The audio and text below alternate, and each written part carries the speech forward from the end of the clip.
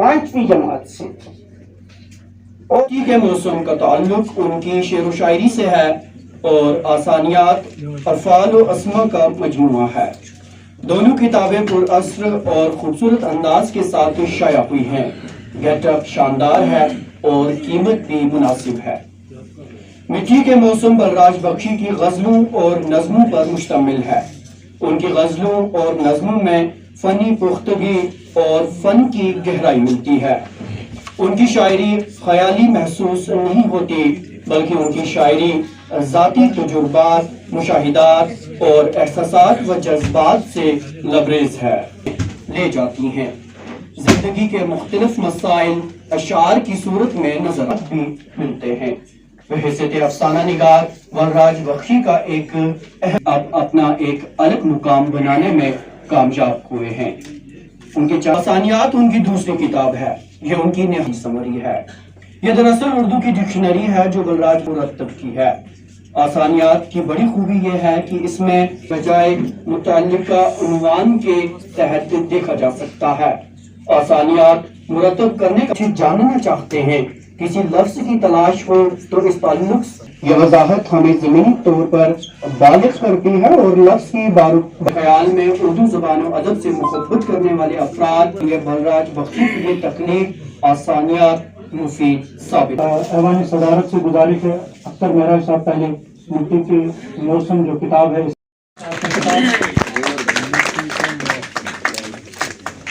बहुत बहुत मुबारकबाद जनाब बलराज बख्शी साहब को।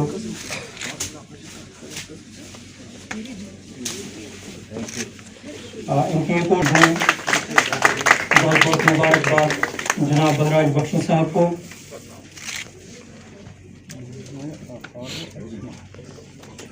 Thank you. और आप जानना चाहेंगे ऐवान सदारत की।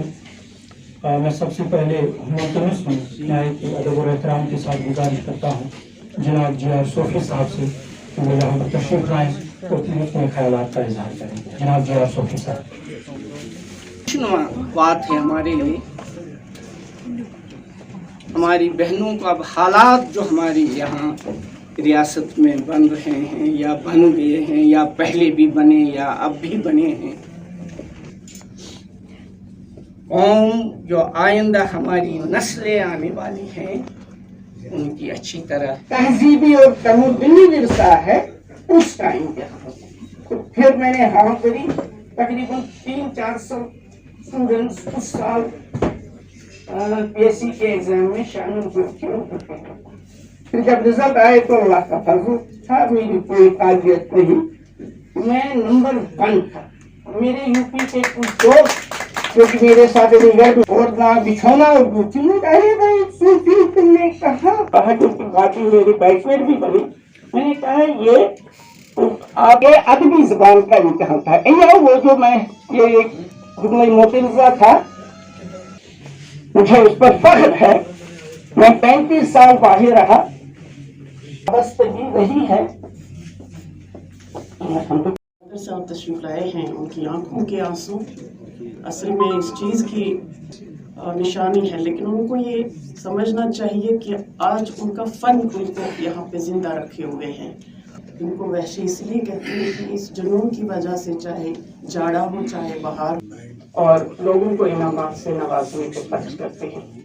लेकिन ये मालूमात आमा पर भी उर्दू में ही किताबें लिखी आला अदब है, उसका तर्जुमा भी उर्दू में किया जाएगा। इसलिए कहते हैं कि बुरा लफ्ज जुबान पर लाना ही नहीं चाहिए। अब ये खैर कोई बुरा लफ्ज तो है नहीं, शेर है कि मोहम्मद से वफा तूने तो आते हैं तो अल्लाह को कलम दे रहे हैं। पहले मोहम्मद से वफा तूने तो हम दे रहे हैं। अगर तुमने यानी उलट कर पढ़िए, अगर नहीं कि तो तुम्हारा हमारा कोई